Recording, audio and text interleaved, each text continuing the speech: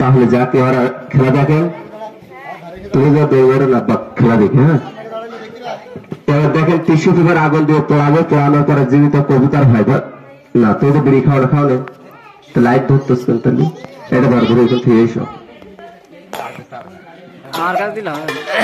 লক্ষ্য করেন। এবার খেলা দেখেন। আর এই খেলার দিকে যাওয়ার সময় আমি আদেশ করে অনুরোধ করবো, দাদা ভাই যে কজন এখানে আছেন ভদ্রলোক, সবার আমি অনুরোধ করবো আমার কাছ থেকে একটা হ্যান্ডবিল আপনারা নিয়ে যাবেন। হ্যান্ডবিল নিয়ে যাবেন, কেন নিয়ে যাবেন জানেন?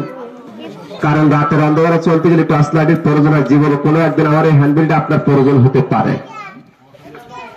আমার নাম কবিরাজ মোহাম্মদ আব্দুর রহিম ভাই, আমার বাসা হলো বংশীপুর। আমার ছোট্ট একটা চেম্বার আছে, চেম্বারের নাম মায়ের দোয়া দাওয়াখানা।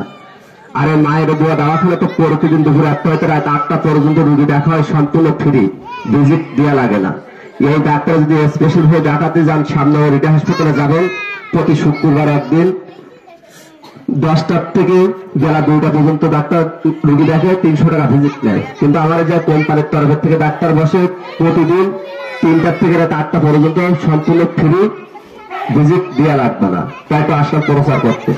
এ দেখেন, আর এই যে কজন ব্যক্তি দাঁড়াইছেন, 1 ডোজ করে ওষুধ একটা ফ্রি খেয়ে যাবেন, আব্বা টাকা দেওয়া লাগবে না, ফ্রি খাবেন।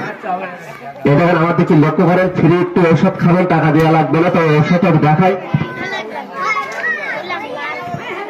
আমি এই কোম্পানিটা চাকরি করি দীর্ঘ 7 বছর।